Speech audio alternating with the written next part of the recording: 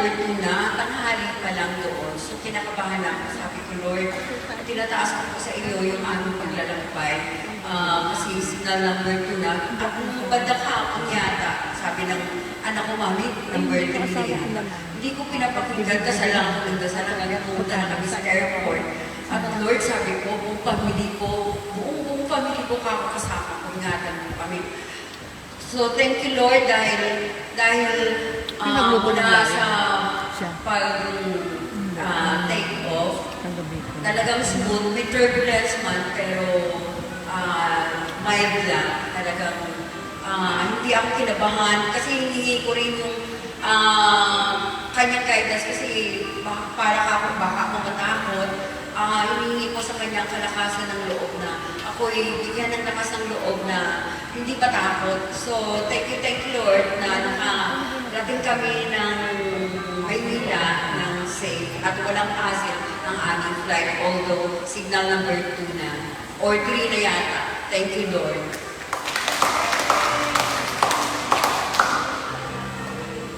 Pagin ng Panginoon, siya ang nag-iingat sa atin. So, napapala tayo dahil ligtas tayo dito, mga kapatid natin sa Cebu, mga nasa Lantano, patuloy natin ipanalangin. Pero sa mga, alam niyo ba yung nag-rescue na 6 ng mga sundalo? Isa doon ay ang pinaanak ko sa kanya, si Second Lieutenant Royce Camila. So isa siya nasawi. At kahapon lang nadala dito yung kanyang bangkay. Doon sila ililibing, 6 na fallen heroes sa libingan ng mga bayan. Napakabuti ng batang yun, kakaksal lang niya pagkakasal. So hindi natin alam kung ano ang mangyayari sa buhay natin. Kundi dapat nilalaan natin kung puso, buhay, kaluluwa, lalaan natin kay Yahweh. So kung may natitira na lang tayo sa araw, anong gagawin natin?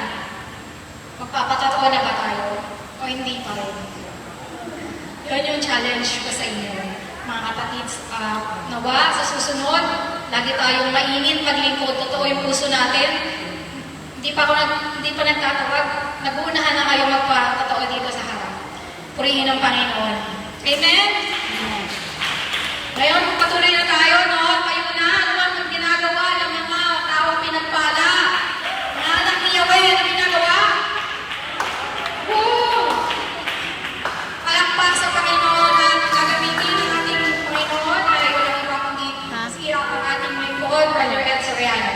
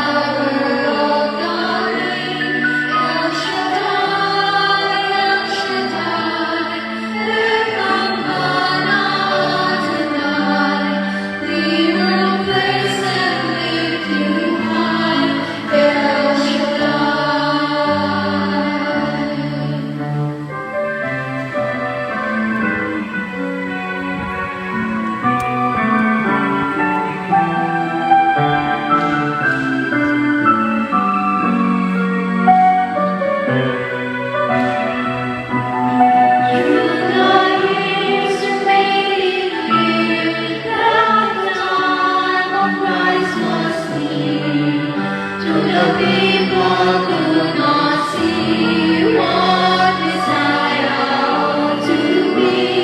Though your words contain the plan, they just do not understand.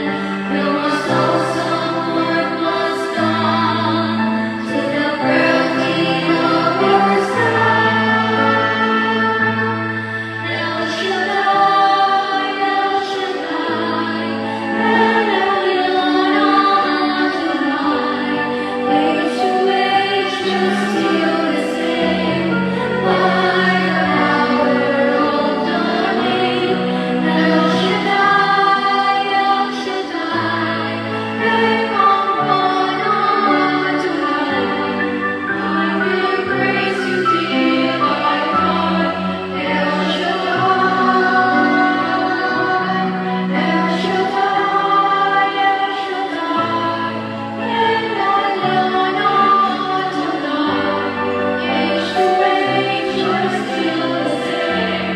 By the power of the name, El Shaddai, El Shaddai, Rekon Adonai. I will praise you till I die, El Shaddai.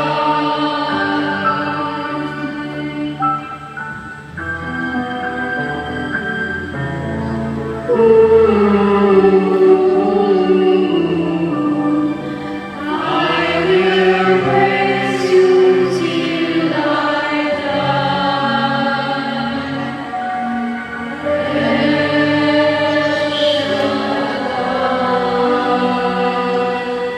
Sa ngalan ng Ama, ng Anak at Espiritu Santo, Amen. Dumadalangin kami sa iyo, Panginoon, sa pagkatitang marapat. And as we pray, Panginoon, tinataas namin sa iyo kabuuan ng pagtitipong ito. At tatlong bagay, Panginoon, ang aming panalangin. Ngunit higit sa lahat, aming itinataas sa iyo mabuting balita na aming mapakinggan. Nawa ito'y bigyan kaliwanagan. At ikalawa, Panginoon, yamang ako'y sinugo mo sa lugar na ito bilang iyong abang alipin. Kayo po, O Diyos, ang magpala sa pamagitan ng labi na gagamitin mo, Panginoon. Ang iyong abang alipin. At ikatatlo, gano'n din naman, dalangin po namin na pagpalain niyo po ang lahat ng naparito sa ngalan ni Jesus. At naniniwala kami, ngayon pa lamang may ginagawa ka ng himala at ang ilang bagay sa buhay namin. Ang lahat ng ito ay panalangin namin palagi sa tanging pangalan lamang po ng aming Panginoong Kristo. And again, as we pray, we do allow the God, the Holy Spirit, to manifest Himself, to take charge, to take fully control as our Master Evangelist. Sa ngalan ni Jesus, sa ngalan ng Ama, ng Anak at Espiritu Santo. Amen.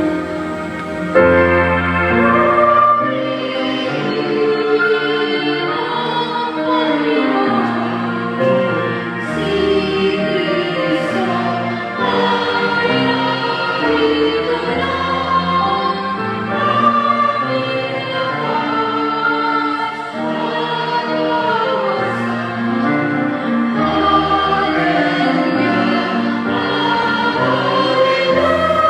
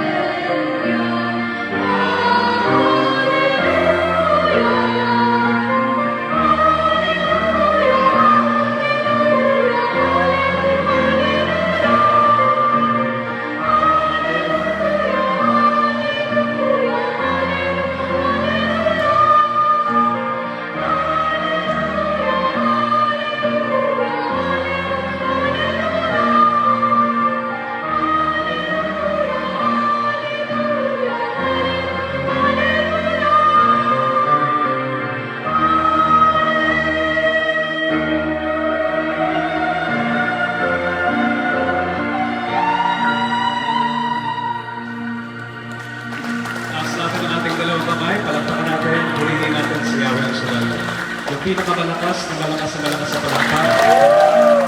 Yung palakpak na may kasamang sigaw.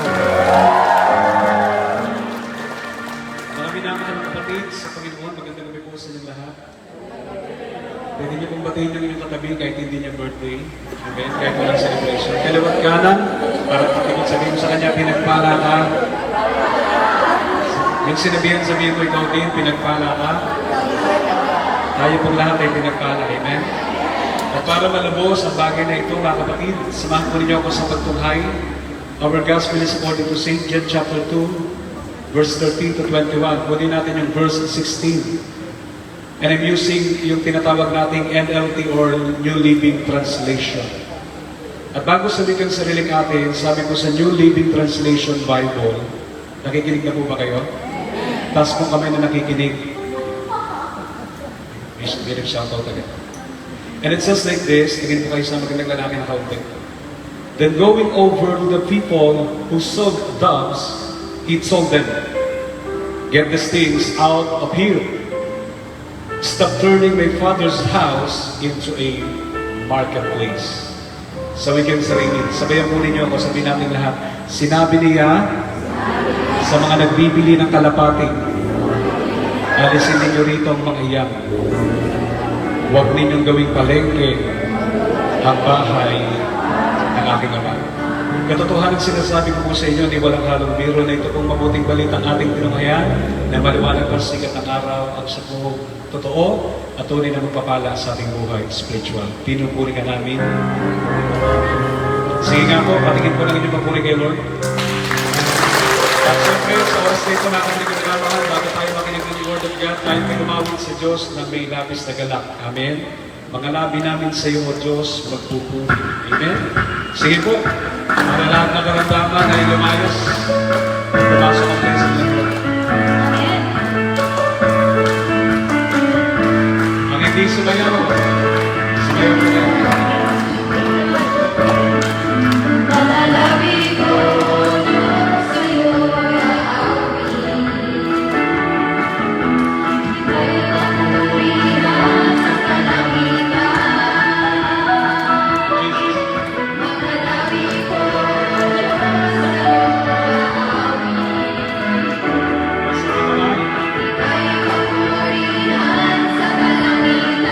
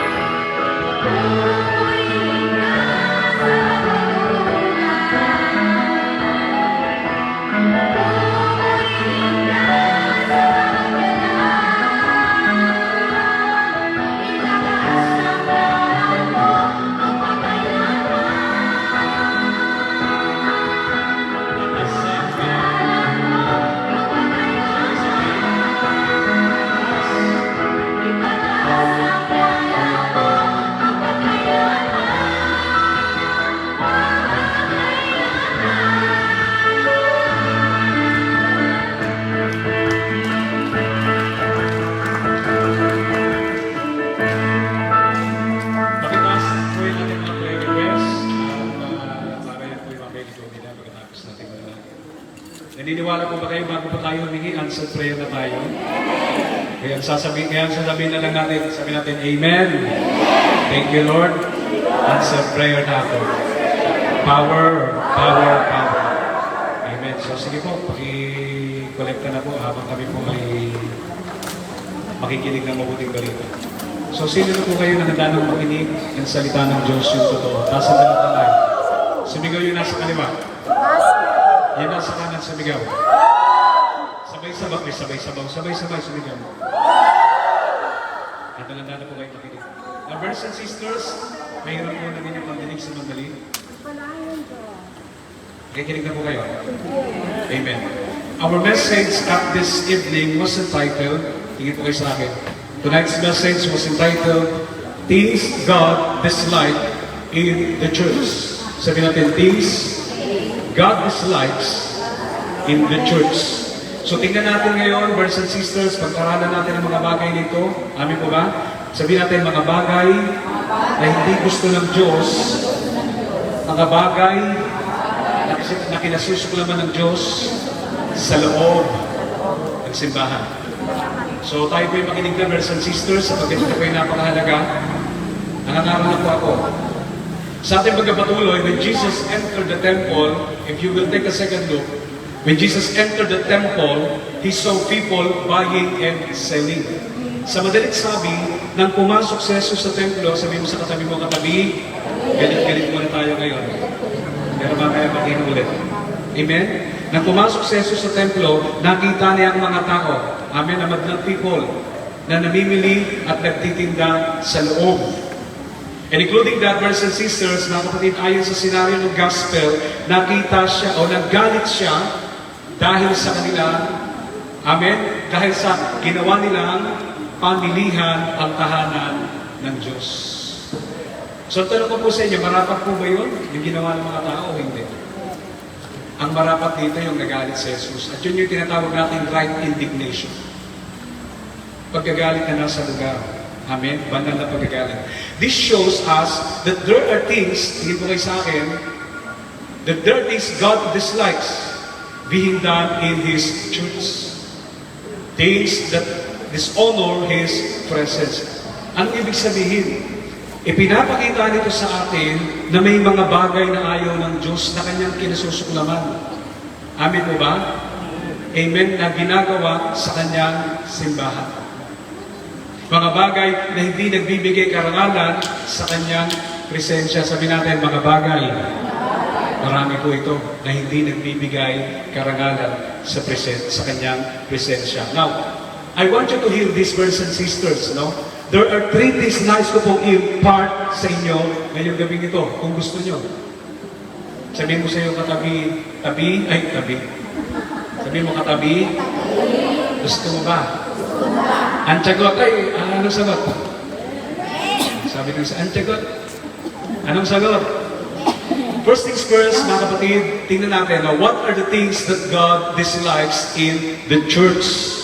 Sabihin po natin, sabay-sabay, ano ang mga bagay? Hindi bagay talaga pag hindi sabay-sabay. Ulit. Ano ang mga bagay na hindi gusto na kinasusuklaman ng Diyos sa loob ng simbahan? Sabihin mo, hala ka. Hindi sa katabi ka. Kaliwat ka na, meron katabi. Hala ka. Mahalaga yan. Kasama ko ako. Now, brothers and sisters, number 1, when the church becomes a place for business. Ito yung mga bagay na kinasusuklaman ng Diyos sa simbahan, sa kanyang bahay, kapag ka ito ay nagiging lugar ng negosyo. Parehas po ba yung salitang ito? Tindahan. Simbahan. Parehas hindi? Hindi. Pero minsan, nakapalik na pinagsasama natin. Nasa simbahan, meron ding tindahan. Are you listening? Amen po ba? Now, depende po ito, brothers and sisters, no, sa atin pong pagtimbang. Amen po ba? Depende ito sa atin kung ano yung panukat na atin pong gagamitin. Pero, sa madalit sabi, brothers and sisters, no, ang sabi dito, no, according to the Bible definition, a church or God's house is a sacred place. set apart for worship, prayer, fellowship with God, not for business or personal gain. Kaya magandang malaman natin dito, ano ba yung puso natin pag pupunta tayo sa gawain? Ano yung ating motibo? Sabi natin, motives. Pwede pong lahat tayo. Motives comes a lot. Totoo po yun. Kaya sabi nito, ang simbahan o tahanan ng Diyos ay isang banal na lugar na itinalaga para sa pagsamba. Amen? Pananalangin at pakikipag-usap o pakikipag-ugnayan sa Diyos. Hindi para sa mga negosyo o pansariling kapakinabangan. Kaya kung pupunta ka sa, halimbawa, sa lugar sambahan, tapos ang iniisip mo ay kita, ang iniisip mo ay negosyo, maling-mali po tayo dyan. At yan po yung lugar ng pagsamba, pananalangin sa Diyos. Are you listening? Can you imagine kung may kalabaw dyan, baka di ba? Can you imagine, brothers and sisters, kung halimbawa sa labas may nagtitinda ng baka kalabaw, ginawa natin parang Batangas style. Tapos nandito tayo nag-pray, di ba? Parang hindi mo. Tapos meron pa mga patok, di ba? Di ba? May mga patok. Amen? So ito po yung isa sa mga bagay na kung saan, brothers and sisters, kinasusukan ng Diyos. Amen? Kapag ka ang simbahan ay nagiging lugar ng negosyo. Sabihin natin, taas ang dalawang kamay, hindi dapat ganyan ang mangyari. Amen? So, brothers and sisters, and I quote Matthew chapter 21, verse 13, at maging sa Isaiah 56, verse 7, so labasin mo yung Bible nyo. Sabihin mo sa katabi mo, labas ang Bible, labas ang notebook, at ballpen. Amen? So, nang sabi dito, brothers and sisters, kasi kung ito-quote ko yan, nagsabi doon, my house shall be called a house of prayer. Parang anabo naman yata nun sa, di ba, sa salitang selling. Are you listening? Parang anabo naman yung salitang pananalangin sa pagbebenta. Tama po ba? So, God desires purity, reverence, and true worship. Pag sabi natin yung true, kasi may false worship eh. Sabi natin, true worship, not business or show. So dito magpapasintabi ko ako sapagkat bato-bato sa langit, sa kaliwat kanan, sa tabi-tabi, kasama ko ang tamaan ng pag-aling. Pakisabi po natin, nais ng Diyos ang kadalisayan, paggalang at tapat na pagsamba. Sabi mo sa katabi, hindi negosyo. Kaliwat kanan na napatigot, hindi negosyo o pagpapasikat. Kaya kapag tayo po, naglilingkod tayo sa Diyos, ang gusto natin maging superstar, amin po ba? It is all nonsense. Kung bakit tayo narito, ang focus natin ay walang iba si Jesus. Kaya dapat ang maging bida rito, walang iba, kundi si Jesus lang. Kaya nga ayaw ni Jesus, kapag tayo sasamba, maraming abala eh. Amen? Katulad nun, di ba, ginawa nilang lugar ng tulisan, pamilya. So, paano ka baka magkakonsentrate? Amen po ba? So let's go to the next, number 2. Nasa kamay na nakikinig. Pumalakpak yung tulog. Jesus, Maria Jose. Aba, may mabul pa talaga, hindi na yan. Ano mga bagay na hindi gusto o kinasusuklaman ng Diyos sa loob ng simbahan? Let's go to the next, number 2. When people lose respect in His house. Sabihin nyo nga po, kapag nawawala ang paggalang ng mga tao sa kanyang tahanan. Lahat po dito may bahay, pero brothers and sisters, para sa tinatawag nating, amin po ba? What do you call this? No? Okay, sige, ganun na lang po. Taas ang dalawang kamay na may mga bahay dito. Yeah. Sabihin mo sa katabi mo, yung bahay mo nililinis mo, hindi. Bakit mo nililinis? Kasi ayaw mo na? Marumi. So, anong tawag ko doon? Respeto. At sa tingin mo kaya, kung may pumasok dyan, may dala ka na, tapos may mga jackpot galing dun sa mga, amin po ba? Sa mga aw-aw. Matutuwa po kaya kayo? Pag yung bahay nyo, tinapunan ng kanal, amin po ba? Tapos nilagyan ng mga pupo ng aw-aw? Sagot po kayo? Hindi. Ganon din ang Diyos. Amen po ba? Kaya sabi dito, tingin po kayo sa magandang lalaki na bata, hello? Kaya ang sabi rito, brothers and sisters, kapag ito'y, ang sabi ito, kapag nawawala ang paggalang ng mga tao sa kanyang tahanan, brothers and sisters, ito yung mga bagay na kinasusuklaman ng Diyos sa loob ng simbahan. Amen po ba? Kapag nawawala yung paggalang ng mga tao sa kanyang tahanan. So to speak, katulad ng binanggit nyo kanina, kapag ito'y sinasalaula, nilalapastangan o dinudumisan. May listening? May mga bahay po ako napuntahan, excuse me for my words, no? Kahit konting dumi, ayaw nila. At may mga bahay kayo na pasok natin na baga, gusto nyo sabihan, parang naiiyakan na. Kasi sobrang mitikuloso yung mga naroon. Banyo pa lang po yun. How much more kung bahay ng Diyos? Pag hindi kayo pumalakpak, pag hindi kayo sumigaw. Kaya sabi rito, kapag ang mga tao, sabi natin, kapag ang mga people, tasa kami ng mga people. Kaya kapag ang mga tao pupunta sa simbahan, brothers and sisters, nang walang paggalang, pakisabi, walang paggalang. Nagpipreach sa preacher, kwentuhan pa ng kwentuhan. Nag-sermon na yung pare, amin po ba, tingin pa ng tingin sa cellphone. Walang paggalang, disiplina, o pagpaparangal, ipinapakita nila na nakalimutan nila ang simbahan ay bahay ng Diyos. Hindi lamang ito basta lugar ng pagtitipon, bahay ito ng Diyos. Ibig sabihin, nakatira dito si Lord. Amen po ba? At ang kamiting natin dito through His presence ay walang iba kundi ang Diyos.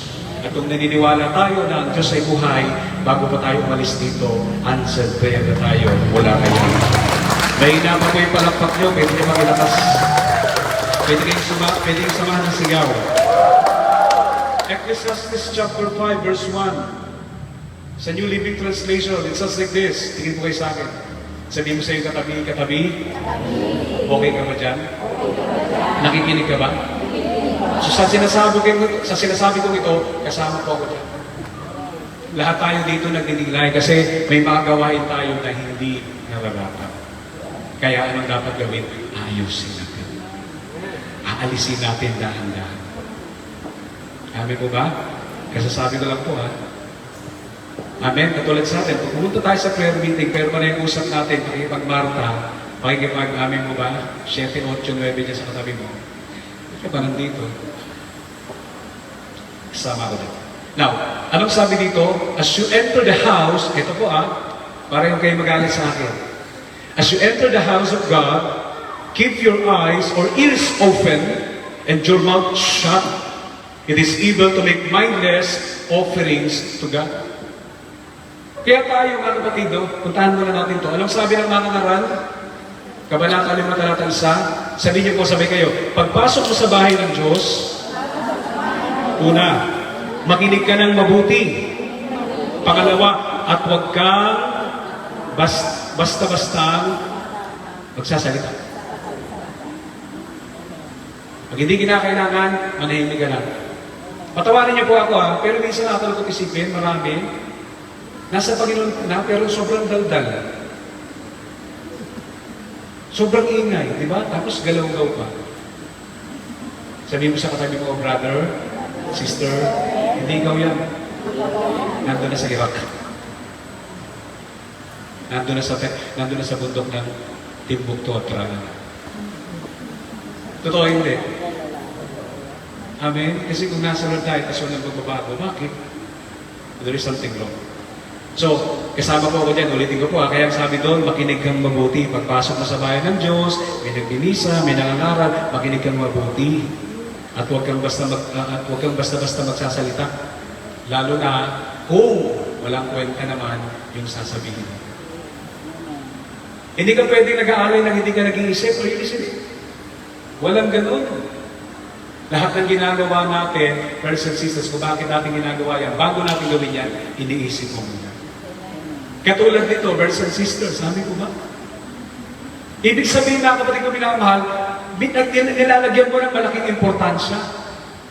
Kasi pag hindi mo nilalagyan ng isip, ibig sabihin, wala lang sa'yo. Kaya may mga taong ganyan. Kung hindi ka malalim sa Panginoon, at kung hindi ka talaga for the Lord, amin po ba, dumalo kayo sa gawain ng Panginoon, baliwala sa inyo, okay lang. Amen? Pero kung ikaw talaga, ang puso mo, nandun sa Matthew 6:33, seek ye first the kingdom of God. Dami ko ba? Hindi ka papayag na hindi pahalagahan yung daloy ng gawain ng Panginoon. Kaya yung lahat na nakikinig ngayon, maniwala po kayo sa hindi, may gagawin si Lord Timala sa mga nagawin sa mga. Sabi mo sa katabi mo, anong sinabi mo sa kanya? Sabi mo sa kanya, Merry Christmas. O naman, bibigla ka naman. Hindi yun. Ayan. Nawala na tuloy sa suli ko. Amen? Di ba? Amen? So, ganun po. Amen? Kaya pag tayo po'y nasa gawain ng Panginoon, brothers and sisters, di ba? Gawin natin ang maayos. Amen? Gagawin natin na ginagamit natin yung ating isip. Kasi kung may ginagawa tayo ng mga bagay, tapos wala tayong target, so wala rin yung kahinatan. Katulad na lang halimbawa, sa pagbibigay ninyo, nakikinig po ba kayo? Sa gawain ng Diyos, yung maraming abono yan, mas lalong pagpapalain ng Panginoon. Sa mga lingkod ng Diyos, halimbawa, pupunta rito, di ba, mga kuwain. Ano man ang ginagawa natin, di ba, para sa kanila, sa gawain ng Panginoon, ibabalik yan ng Diyos sa atin. Gustong takal, siksik, litig, ito mga po ba? Di ba, gawain ng bahay ng Diyos, pinapaganda natin, si Lord po magsusupli. So, pwede po kayo pumalakpak. Sabi natin, praise God. And thirdly, brothers and sisters, are you listening? Let's go to the next. Now, ano ba yung isang katanungan natin? What are the things God dislikes in the church? Ano ang mga bagay na hindi gusto? Ano yung mga bagay na kinasusuklaman ng Diyos sa loob ng simbahan? Ulitin natin, sabi natin, when the church becomes a place for business. Kapag ang simbahan ay naging lugar na ng negosyo. Amen po ba? Kapag ang simbahan makikita mo naging lugar na ng negosyo, yung mga tao, yung pagbabago, malayo na sila. Pero kapag ang tao nakapokus sa Diyos mismo, makikita mo yung buhay nila paganda ng paganda. Sabi mo sa katabi mo, katulad mo, ang ganda-ganda mo. Ang ganda-ganda ng lalaki mo. Para kang si brother mo, ating buhay. Amen? And okay, secondly, when people lose respect in His house, kapag nawawala na ang paggalang ng mga tao sa kanyang tahanan. Amen po ba? Kung kapwa-tao nga lang yan, bahay niya, tahanan niya, ginagalang mo. Amen, yung iba nga, di ba? Sa sobrang linis, hindi mo pinapasok yung, di ba? Sapatos mo. Something like that. So, mas lalo na sa bahay ni Lord, sa simbahan. And thirdly, brothers and sisters, idagdag natin para mas masarap, when people do fake worship. Marami po akong pwedeng i-share sa inyo, ipangaral sa inyo. Pero ito po, napaka-presto kanina pa.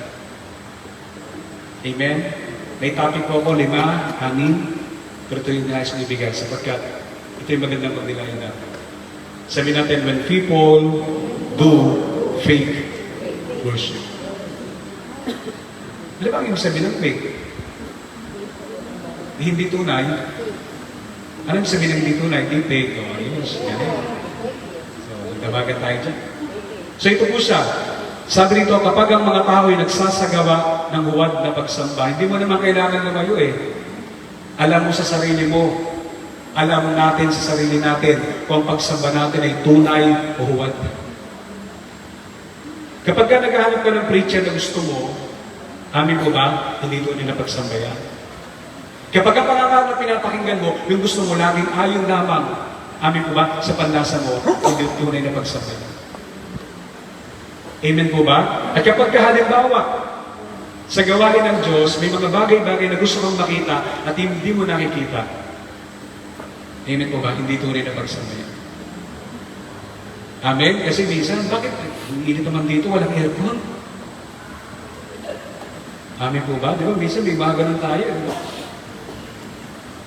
Ano ba naman yan? Yung preacher, tinan mo, itim-itim mo. Parang di pa rin shampoo. At dinitingin sa akin. So, anong sabi dito? Faith worship is when people honor God outwardly. Ito yung paliwanag dito. Kanina binabanggit ko lang yun. Kasama dito yun. No? Brothers and sisters, when people honor God outwardly through words, songs, or actions. So it doesn't mean na kumanta ka, amen po ba? May sinabi ka, nagsalita ka, may ginawa ka, okay na yun. Hindi po gano'n. But their hearts, sabi rito, no, kumanta ka nga, may kinilos ka, pero sabi rito, naglingkod ka, but their hearts are not truly devoted to Him. It is a worship in appearance only, without sincerity, obedience, or true love for God. Ito yung gusto niyang sabihin. Ang huwag na pagsamba, timbangin niyo po ang huwag na pagsamba ay kapag pinararangalan ng mga tao ang Diyos sa panlabas-labas. Alam niyo mga kapatid, marami mga tao, kasama po ako, I'm not judging pero nakikita natin yan. Marami mga tao binabanggit lagi Diyos. Pero maramot. Marami lagi, di ba? Praise the Lord, pero pangit ang ugali, kasama ko.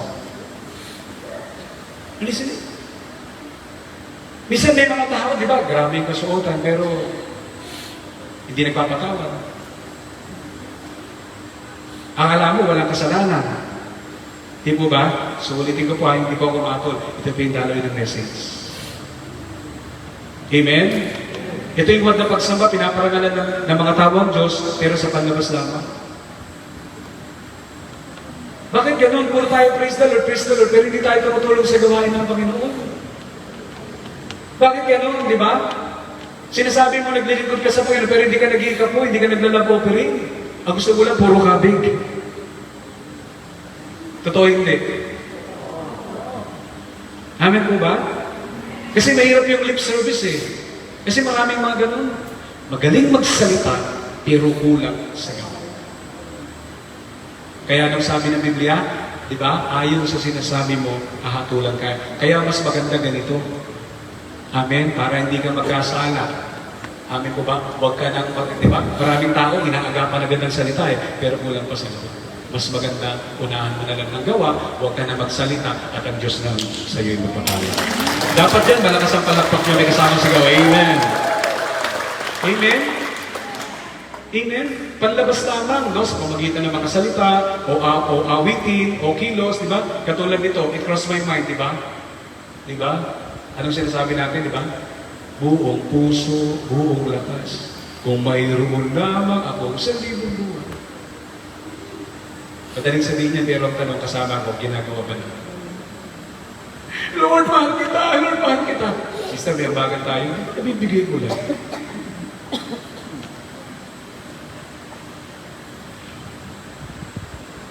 Sabihin mo sa katabi mo, nakikinig ka. Sabihin niyo nga po, thank you, Lord. Anong sabi rito? Ngunit ang kanilang puso, andun yung pag-awi, paglilingkod, di ba? Mga salita. Ngunit ang kanilang puso ay hindi tunay na nakatuon sa Kanya. Ito ay pagsambang nakikita lamang sa inyo, ngunit walang katapatan. O pagsunod na tunay, amin po ba? O pagsunod o tunay na pag-ibig sa Diyos. Don't get me wrong. Kung naglilingkod ka, pero deep inside, amin po ba? Reverse ang nangyayari. Kung naglilingkod ka, pero deep inside, masama ang loob mo, amin po ba? Kita ng Diyos yan. Sabihin natin, kaya Lord, iiwasan mo po yun. Kung nag-aambag ka, pero mahirap sa loob mo, ikinig mo ba kayo? Ako natutunan ko po sa Lord yung pagbibigay Ako po walang allowance, pero weekly nagtatimes po ako. Sa mga gawain, meron po akong binibigay. Ang isang bagay, mahirap lang yan pag hindi ka nasanay, pero pag yan ay ginagawa mo na, natuto ka na, amin po ba? After all, lahat naman ng bagay galing sa Diyos. Sabihin mo sa yung katabi, kaya huwag kang maghihinayang. Ano man ang pwede mong gawin, brothers and sisters, sa paggalingkod, di ba? Ang sabi dito, tunay na pag-ibig. Ang kapag tunay na pag-ibig, ano man ginawa mo, amin po ba? Huwag mo nang igawa, di ba? Huwag mo nang ibandero ka. Alam mo, sister, ako bumili ng pansit sa Bilao. Ano yung special yan? Meron niyang ano? Ikinig mo ba kayo? Ang laman ng dragon. Hello. Amen? So, ang sinasabi dito, these people say they are mine. Sinasabi ng mga taong ito. Diba? Sila'y akin. Pero nakakalungkot dito, deep inside, sabi rito, no, pumupuri sila sa akin sa pamagitan ng kanilang mga labi, katulad ng inawit natin, mga labi ko, O Diyos, sa'yo aawit. Pero kung inawit mo lang yon, wala sa puso, it is pointless. Walang dating. Amen? Pumupuri sila sa akin sa pamagitan ng kanilang mga labi, ngunit ang kanilang mga puso, sabi natin, ngunit ang kanilang mga puso ay malayo sa akin. Tandaan natin, ang tinitignan ng Diyos, hindi nguso, kundi yung puso. Amen? Kaya mahalaga, dapat yung puso natin ay tama at ayon sa kalooban ng Diyos. Bago tayo tumayo, sinasabi nito, brothers and sisters, mga kapinamahal, God dislikes when His house becomes a business, not a place of broken hearts and prayer. Sabihin po natin, sabihin ninyo, kung ayaw ng Diyos, kapag ang kanyang tahanan ay nagiging negosyo at hindi lugar ng mga pusong wasak at nananalangin. Amen? Ibig sabihin ng pusong wasak, ito yung mga puso na talagang inaamin nila na wala silang magagawa kayo. Na wala silang magagawa kung sila hiwalay kayo. Kaya ngayong ibig ito, amin, lalapit tayo sa presensya ng Diyos na nagpapakumbaba. At itong napag-aralan natin, unti-unti, amen, atin pong ilalapat, isa sa buhay, sa pang-araw-araw nating buhay, bilang tayo ay mga anak ni Yahweh sa Diyos. Palapakan natin sa Lord ng malakas at tayo po tayo. At sa oras nito, mga kapatid, idulog natin ang puso ng bawat sa atin. The Bible declares God searches the heart. People in this people. Sasayasin tayo ang ating mga kalooban. Sa oras na ito, magtaas tayo ng dalawang kamay. At kaya natin sa oras na ito ng Diyos patuloy na manahan sa ating mga puso. Hayaan natin ito ay maging banal ng tahan. Wala akong perfecto. Walang karapat-dapat sa atin. Kaya nga tayo may simbahan. Ang simbahan ay hindi para sa walang sakit, kundi sa mga sakit. Hindi para sa matuwid, kundi sa mga kasalanan ng Diyos. Yes. Magtaas po tayo ng dalawang kamay. Pagpipigit ang ating mga ito. Ang Diyos ay magpapala. Jesus, Jesus, Jesus. Ang puso ko'y tulog sa'yo.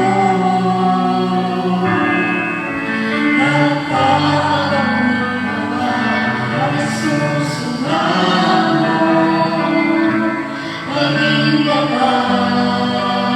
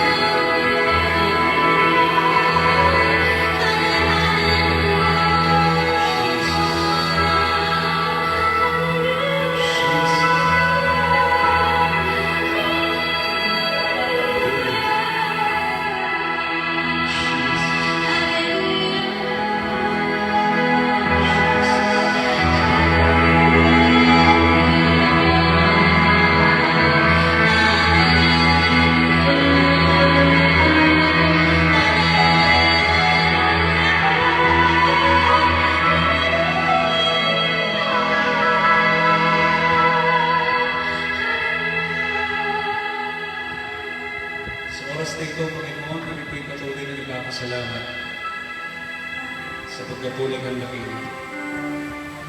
Kinikilala namin ang aming mga pagkukulang, Panginoon, at pagkakasala na gagawa sa inyo. At loobin mo raw katulad ng aming inawin na ang aming puso ay maging banal ng tahanan namin. Maghari ka sa aming buhay little by little every day. Mahalaga ang pagbabago, Panginoon, ang iniingi namin. Kahit dahan-dahan mahalaga may pagbabago. At salamat, Panginoon, sa mga salitang aming napakinggan sa iyong mensahe. Nagbigay kaliwanagan sa amin. Na nagturo sa amin ng mga bagay na hindi namin dapat gawin at mga bagay na dapat namin gawin kapag kami nasa bahay. At naniniwala kami, Panginoon, mga salita ko ay aming sinunod. Ang pagpapala ay sunod-sunod. At Lord, hinangin namin lahat ng narito ngayong gabi ito, Panginoon. Kaming lahat ay kinatagpo mo na answered prayer lang. Himalang, darating ang himalang sa ngalan ng Jesus. And everybody say, Amen. And Amen. So palakpakan po natin si Lord na hindi na makalakas ng pagkasapat. Palakpak na may kasama ang sigaw. Sa oras na ito, sabihin mo sa iyong katabi, sabihin mo sa kanya katotohanan ang sinasabi ko sa iyo. Bless ka na. Talagang bless ka na. Sabihin niyo, super duper bless ka na. Super duper blessed ka na. Kita-kita ka. Kita. Let's sing it, friends.